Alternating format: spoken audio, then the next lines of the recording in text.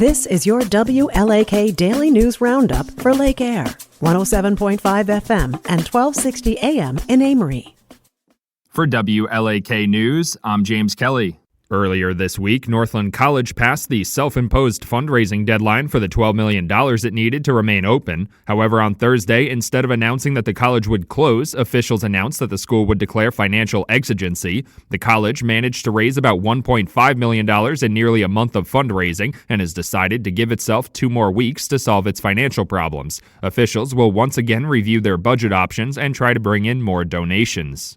Despite the wet weather that has been rolling through the area this week, St. Louis County officials are reminding residents that wildfires still pose a great danger. In a press conference on Wednesday, officials reminded residents that most of the county is still in a moderate drought and the snow wasn't enough to combat the risk of wildfires this spring. Meteorologists are predicting a warmer than usual April could lead to dangerous conditions. Residents should be on the lookout for signs of wildfires starting. The Duluth Salvation Army has announced a new fundraising event scheduled in May. According to a Fox 21 report, the Black and White Ball will replace the organization's usual civic luncheon, which is held in November. Officials say they wanted to change things up and make the fundraiser a little more fun, giving residents a chance to dress up and interact with other potential sponsors. The Black and White Ball is scheduled for May 16th during Salvation Army Week, and the organization is still looking for more sponsors. An Ashland woman was killed after being hit with a car while crossing the street on Wednesday. According to the Ashland Police Department, 68-year-old Rose Kozaneski was walking across Ellis Avenue near 7th Street when she was hit by a 66-year-old man. She was taken to a nearby hospital but died from the injuries she sustained in the crash. Authorities say the driver never saw Kozaneski as she was walking across the road diagonally from the median. Drugs or alcohol are not believed to be factors, and no charges were filed.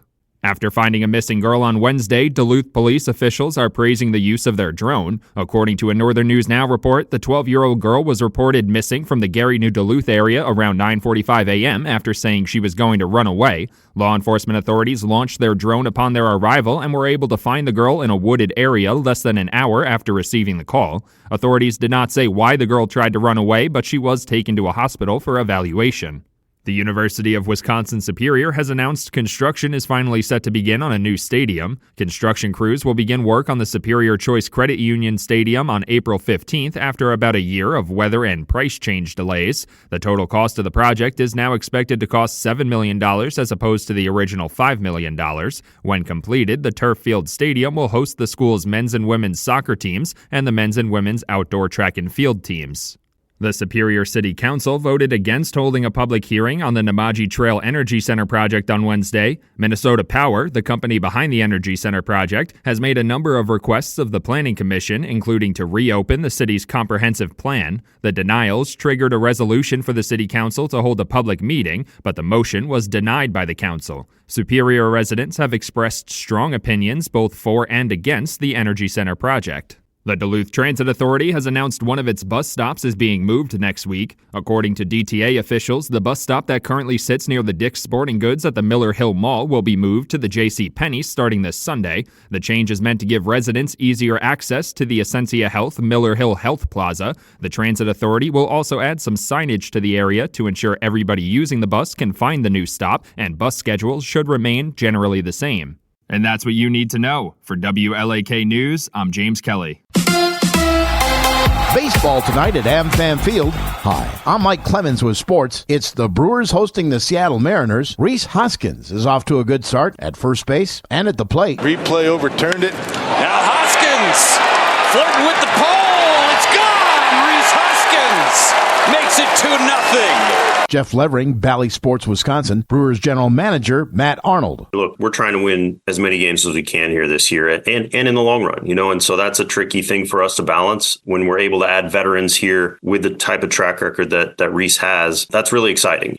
He fits so well. I asked Hoskins if the team was a little in disbelief when they lost to the Twins the other day, 7-3. I think so. Look, you win 4 out of the gate, and kind of get this feeling like, man, are we going to lose? Of course we're going to lose, right? It's a long season. It's a marathon. But yeah, we're playing good baseball. College hoops, another player leaving Wisconsin, but this time from the women's team, Sonia Copeland from the Badgers women's basketball team to enter the transfer portal. NBA, the Bucks at home tonight against the Raptors. Milwaukee with back-to-back losses to the Wizards and the Grizzlies. Is there something they need to improve? The only thing over the last two games is the pain points that we have to eliminate. Just too many drives, and it's the old thing, if our feet are fast enough or if our help is quick enough. In the last two games, neither one has been very good. That's Bucks head coach Doc Rivers. Milwaukee has lost 4 of their last 5 games. There's at times that we play really well. There's at times that we don't. But at the end of the day, again, we had open shots. Like AJ had one, Malik had one, BP had one. Like we had open shots. Pat, I think, had one.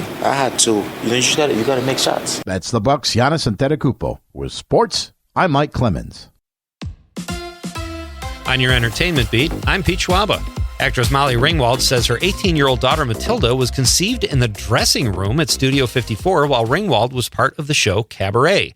The 56-year-old actress and her husband also have 14-year-old twins, but they were conceived during intermission at a community theater performance of Oklahoma.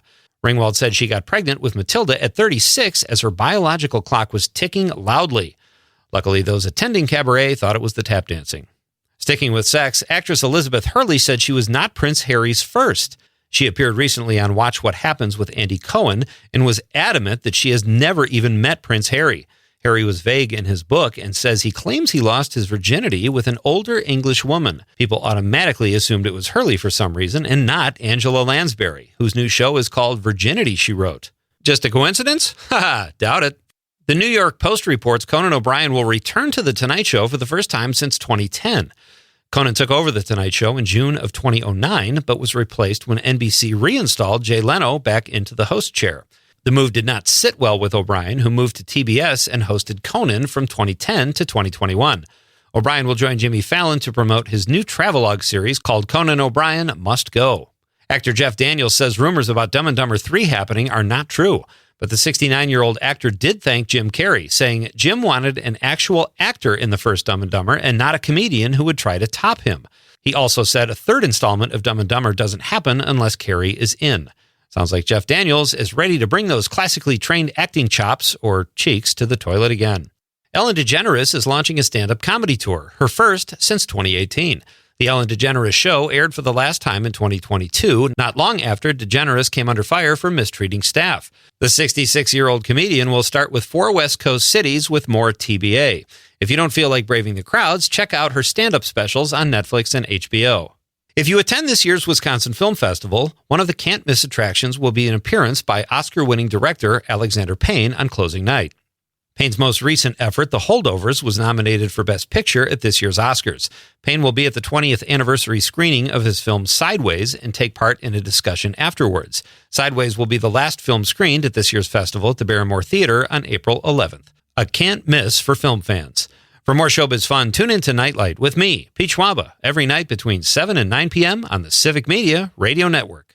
Partly cloudy and a little warmer today. We'll get to 51 for a high this afternoon. The wind northeast at 5 to 15. Tonight, clear, 28. Tomorrow, sunshine, 54. It'll get windy tomorrow night with rain likely on Sunday night into Monday. I'm meteorologist Sean Cable. Currently, it's 32. That's your WLAK Daily News Roundup from Civic Media. Subscribe to this podcast on Spotify, Apple, or wherever you find your podcasts. Find more news at lakeair.radio.